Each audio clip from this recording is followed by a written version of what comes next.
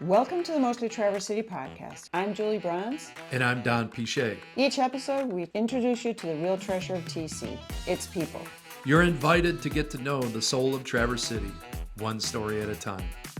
Enjoy the latest episode of the Mostly Traverse City podcast. Welcome to another episode of the Mostly Traverse City podcast. I'm with Jeff Kane and Cassandra Rosbach. And they own probably the most iconic piece of property on the peninsula, the Little Red Barn.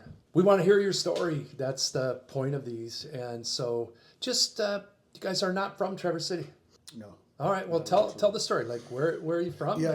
How'd you end up here? So I'm from the DC area. So I grew up about 7 miles from DC up until I joined the military. So I was there for the majority of my life. And after getting out of the military, I went back to work there, and I took a job based in the Chicago area in 2009. And it was a really hot summer. It was Labor Day weekend, and the power was out, and there was nothing to do. I didn't know anyone. So I literally opened Chicago Magazine, and it said Great Labor Day Weekend Escapes. And it was Door County, Wisconsin, Bloomington, Indiana, and Traverse City, Michigan. And literally that was how I found out Traverse City. I just kind of threw the dog in the car in 2009, drove up, came up 37, took a left and went to Sutton's Bay and stayed there for like 3 days and just hung out and mountain biked and fished and stuff like that. So and obviously if you've been here, you kind of fall in love with the place, right? And so it's got all of the things that I, personally like to do. And obviously Cassandra and I met in Chicago, and eventually just decided that this is, with permission from my previous employer, that I could, kind of make the move and live up here. So you kept your same role, Correct. Moved here. Correct. And what were you doing down in Chicago? So I'm originally from Wisconsin. Oh, whereabouts? The middle of nowhere, out by Whitewater. And so I actually grew up on a semi-farm, if you will, with animals, horses, cows, so on and so forth, as I aged and learned, gardened, did all that stuff. Very different upbringing. And then left Wisconsin in 2008 and moved to New York City. Oh, gosh. And was there for 6 years and ended up in Chicago after that for quite some time. And that's where we met. And I had never been up here either. I honestly feel like after coming up here and being just across the lake, growing up in Wisconsin, I feel like I was robbed of my childhood experiences coming up here instead of going to Wisconsin Dells. And so you get over here and the water is very different. It feels more of a tropical location than anything. And it's breathtaking. Like, Yes. I feel like I was robbed. So We're pretty lucky to be here, aren't we? we are. Yeah. Yeah, and so then he had brought me up here, 2016? Yeah, I was renting. So I was still living in Chicago, but I was renting a place, just a little apartment, Lake Point Villas, right there by the bay. Yeah. Just to make sure, in just to kind of find the right space. So I started renting in 2015. Oh, so you guys been here for a little while then. Mm-hmm. Yeah. So about 10 years. A little Okay. over, yeah. All right. Yeah. Awesome. We met in the curling world. I don't even know how that worked out. How did you end up there? It was one of those things. Actually, it was from Ben. Oh, okay. Ben, I think your sons were friends, and you guys, I think they used to snowboard together. And at the time, they were just looking for like a third or fourth partner. And I was like, sure, why not? And it was, fun. And, and as you were kind of expanding the curling group and, the new things, it was something I wanted to be a part of as well. Well, one of the things that's special about this place, and, it's obviously beautiful. It's a pretty place. I don't know that I'd go for tropical, especially right now, but Not right now. you brought different career things here, and then that's all pivoted. So this beautiful, iconic spot has become kind of a little magic space, Talk to us a little bit about what you guys do now, because this is pretty cool. So when we, this farm was on for sale during the winter and off for sale for about 2 or 3 years, and I had approached them about like an offer, probably 2015, and just at the time they just weren't ready to sell. This used to be a horse farm, so I think we're the fourth owners of this. The farm is from 1903. It was like owned by a Chicago couple, and they lost a lot of money during the Great Depression, had to sell it. And then the Herkner family had it for decades, up until Betsy, who was the horse person, and we purchased the farm from Betsy Hill. So it just kind of worked out that one day she was kind of like, I want it to go to somebody that's going to kind of be a steward of the land and continue to make it special. Yeah, even Bill Harmon and others that were part of the Herkner clan, they still come by and take lilacs during certain times of the year, and so and they've always, I think, been appreciative of that we have been stewards of the land and the barn, and we're kind of making it or keeping it what it always was, and that's always been important to us and me personally, and so. When we first, I've always been kind of involved in making alcohol, be it beer or things like that. And so I always thought it would cool to be grapes and then plant some cherry trees, because kind of what else do you do, up here, grapes and cherries, not knowing that, I wasn't the best planter the first time. And as we've progressed, we've kind of gotten much better at it. But I think the thing that we started doing was, we were making hard cider, and we were just kind of doing is more of a hobby farm. But then things started to just kind of make sense, I think. Like things just kind of, the farm's always kind of told us what to do. Yep. It really has. And so it's like, this is kind of, and this is what we started doing was making, we've made one wine, and we make one cider a year. But we've really focused on growing fruit that go into what we call, kind of luxury vinegars. Yeah. And that's kind of like that, and obviously the animals that I think Cassandra could talk a little bit about. Yeah. So there's a lot of different stuff going on here. It's not a cherry farm or an apple farm or grape farm. It's like the old-fashioned farm, where there's all kinds of things going on here. Chickens and what else? Geese and guineas. It's like it's a throwback kind of feel when we come in here, and I love it. And then there's the donkeys. Why don't you talk about this? Sure. So they're walking this way. Is that a good thing or a bad thing? Yeah, no, they're just hanging out today. It's nice out, so we let them out every now and then before the trees start to bud, and then once season hits, they go back into the pastures. They're not allowed out until season is over and all of the fruit has been picked. So, because they will eat it all. Okay, all right, okay. So now is their time. So when we go into, after harvest, they can roam the land. Yeah. And a lot of people love driving by and seeing them out and about. It makes them smile. Yeah. There's something about donkeys. And we've had Luna and Elsa. They were our first two. They were two rescues that he had gone downstate to get. And they came to live with us. It's been going on 6 years. And so it's not a new thing for us, but they're the donkeys on our label, our little long ears label, and it's literally them. And so it's kind of evolved over the last couple of years, and we ended up getting a mini donkey, Ollie. We've had him over a year and a half now. And every now and then people, started asking questions like, how are your donkeys? Everybody wanted to know about the donkeys. Can you bring them to a party? Yes. Can we come over and see them? And so here we are now. I just launched TC Spirit Donkeys at the end of last year. And tell me, what is that? What is TC Spirit Donkeys? So TC Spirit Donkeys is basically our event space for the donkeys, where you can rent them for your wedding, you can rent them for a corporate event, you can rent them for a anniversary party.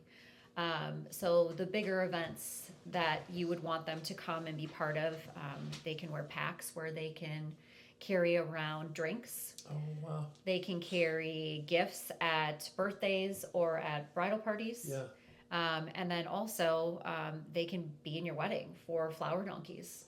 It's kind of a create your own adventure. And so I tailor it to the needs of the actual event and the couple that we're working with at the time or the business. Very cool. So, Very cool. Yeah, we will have opportunities for on-site visits that will be by appointment only, for brush and hug and walks, and then also for therapy sessions with them in the donkey garden. Okay, great. And you have therapists or whatever that are familiar with it, or do you do that? Or? So I actually got certified in equine awesome. therapy, so I will be able to run Facilitate that part. That. Yeah, absolutely. Super cool. Mm-hmm. Super cool. first, I'm glad you're in Traverse City. Growing up here, been here for, a long time. And I think all the creativity and vision and that kind of stuff is good for our community, and we love it. But I also recognize that it's not necessarily easy to come here. How has that transition into Traverse City been for you guys? I think it's been a really great transition. This is like kind of coming back to my roots a little bit. I kind of like, again, the farm element of it, and like you're a little girl again. Yeah, a little bit, and giving this opportunity to our daughter to be raised in a different environment. The city And is she's amazing. She's like, Thanks. The cities have changed so much since COVID and everything has happened, and we go back every now and then, but we don't miss it because we have everything we need here, and we have a great community of people, not only who have supported us with the business, but also a community of friends that we've made. Some of them are farmers right out here on the peninsula and all over the area. But I feel like it was a really smooth, easy transition, and it just fits. I grew up, near the city, and neighbors were close by and things like that. And I think one of the things that, I liked about growing up is that, you kind of knew everybody as well. And it's kind of like that here as well. Everybody's willing to kind of lend a hand, and vice versa. It's not like a bird. You don't even feel uncomfortable, frankly, just asking like, hey, I need some help. And it's never a no. You know what I mean? Well, I for one hope it stays that way. I know Cassandra, we were talking about, we met at the wedding across the street there a 3 years ago. I think they're still married too, which is a good thing. And he's out mowing the lawn right now. Yeah, that's great. Now that your roots are here, what do you love best about this place? Yeah, I think it's some of we just talked about. I do think that there is that sense of community. Not only is it just a nice place, like I tell Harper this all the time, it's like you have no idea the difference between how you're growing up and I grew up. I hope you never kind of take it for granted. But I would say like the people, I've lived all over. I've lived overseas, I've lived West Coast, East Coast. The people in Michigan in general, especially Northern Michigan, are pretty nice, and there's something for everyone here. Whether you fish or ski or sail or bike or walk or hike, there's just so much to do. And you find yourself doing, we've learning ice fishing now, and you're just kind of picking up things. Yeah, we got to do that this winter. That other people that like to do. And it's just like, I've just met like a lot of people. I hang out with a lot of guys that are in their 60s and 70s too, and it's just they're, as well as younger, but they're, we have some little groups that might not necessarily hang out with each other, but you kind of get a little bit from each of them. If somebody were to come to this community, what would you want to share with them about this community that you've learned since being here?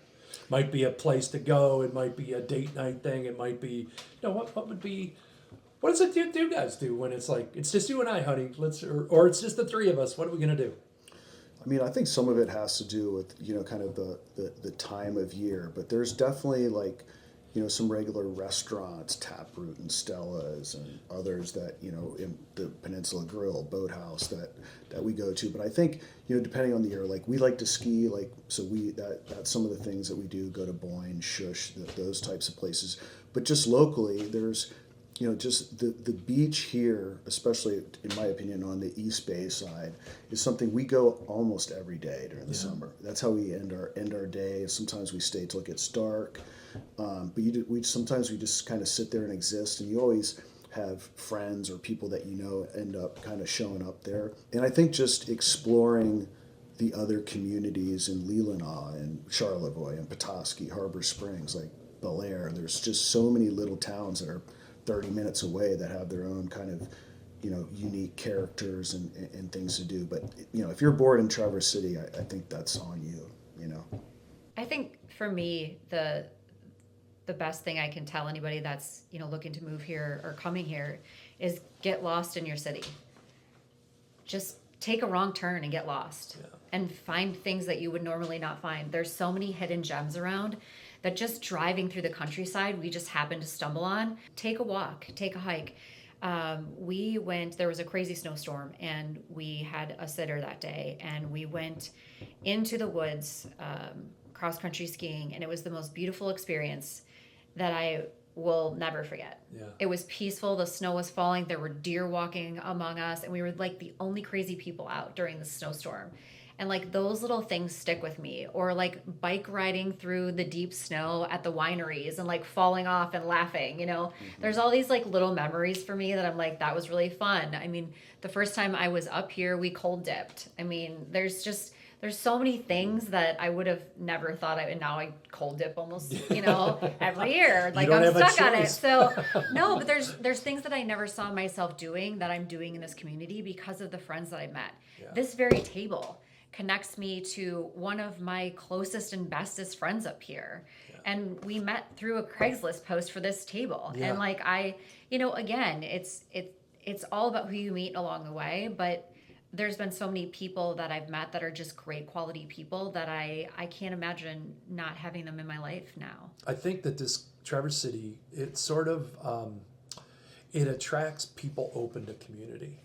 You know, it doesn't attract people that just want to isolate themselves very well, you know, and so we're grateful that you're here. The vinegars, I bought some of that stuff last year. I got the hot one. Fire cider? Oh, yeah. And that one is amazing. But how do people get a hold of this stuff? How might they use it, first of all? And then I just take a little shot, you know. It helps your food taste better. I mean, that's kind of the most simplistic. There's people that drink it, you know, like yourself, that will take a shot more for like wellness, and we're kind of expanding into those wellness shots. But I think it's more like we use vinegar, and we didn't always do this, but now we're starting, like, you know, we've got black garlic that we grow garlic and then ferment it into black garlic and then turn that into a vinegar. The community, just the other business owners that have supported, you know, us and taken a chance on us have really helped. And I think they're finding that, you know, they're making a good return on the investment as well. And so that's where the expansion, the process takes a long time. So it takes anywhere from a year to 2, sometimes even 3 years to. Oh, really? Is that right? Yeah, that long to do a batch of. Yeah, you grow it, you press it, you ferment it, you move it to a secondary, you move it into storage and let it age a little bit. Then you start kind of that whole vinegar process. So sugars, you know, the yeast eats the sugar, then the acetic acid, which is the mother of vinegar, then consumes the alcohol. And the higher the alcohol, kind of the longer it takes. But yeah, we have a list on our website that has all of the current locations. I mean, I would call ahead just to make sure that not everyone carries all the flavors. Some carry 1, 2, or, you know. But they can hit up your website, and all that stuff's going to be in the show notes. And this is a personal plug. I would absolutely go for that hot cider one. The fire cider. Fire cider, yeah, that's something else. And can I add just one thing? I think it's really important that I kind of give my own opinion because I was never a vinegar person until he started making it. Yeah. And there's a lot of reasons for that. And I think the biggest thing is everybody always asks me is, why is your vinegar different than all the other vinegars? And it's all about the process of how we make it, right? And the aging. But when you take a drink of vinegar, because I always say there's people that shoot it in a shot for wellness, and there's people that cook with it. I'm a cook with it. He's a shooter. You're a shooter. And so most of the time, people don't understand what to actually do with it. And so fire cider, people can consider their all-natural hot sauce. If you want to spice something up and still have the flavor and it's not compromised at all by burning the senses off of your mouth, this is going to give you the opportunity to add it to a dish. I make fish taco sauce. Say your family doesn't like spicy chili, but you do. Yeah, so this is the opportunity to put it in there and get the flavors, but also that little bit of spice that just makes your flavors and your palate go crazy. And on top of that, like if you want a great Bloody Mary or a Virgin Mary for that matter, add it to your basic tomato juice and it is phenomenal. So do you guys have a YouTube channel or something like that where you're No, one of the things that we're working with a marketing agency, just started this month, and one of the things that we need to be kind of again more proactive with is that kind of self promotion, showing how we're using. Because again, like last night we cooked with it. The other thing that we're compiling, well, it's already pretty much compiled, is a list of recipes. Like if you want your black garlic vinegar, what do you do with it? If you want your fire cider, what do you do with it? So it's just it just needs to be done. I've gotten most of the ideas from customers as well on how they use it. Like Toski Sands, Toski Sands up in Harbor Springs, Petoskey area. They were using the fire cider and just chopping up cold cucumbers in a little thing. That's how my wife does it with sea salt. And someone else said they put the apple cider vinegar on their cheese pizza, and I tried it and it was pretty good. Yeah. Well, the potential is massive, you guys say. But I think what I've found over the years is there is all kinds of products in the world, and there's all kinds of pathways to make products. But the stuff that makes a difference in people's lives, and it's done with you guys could still be probably making a shit pot more money living in someplace else where you'd have to duck every place you go. You know what I'm saying?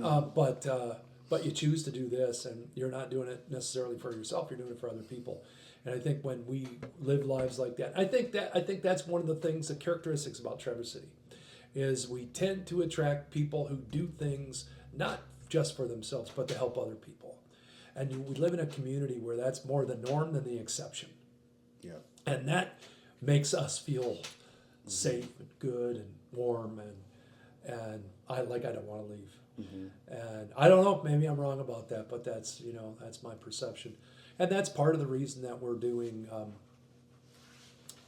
this Mostly Traverse City podcast, is so that people get an opportunity to meet who the people really are that live here, who the people that own that farm up there, what do they do? Well, this is what they do. It's regular folks who are just loving life and taking a shot and doing the best they can, and I think it's great. Thanks for tuning in to the Mostly Traverse City podcast. If you loved today's story, please be sure to subscribe. Until next time, stay curious, stay connected, and keep living your own kind of magic.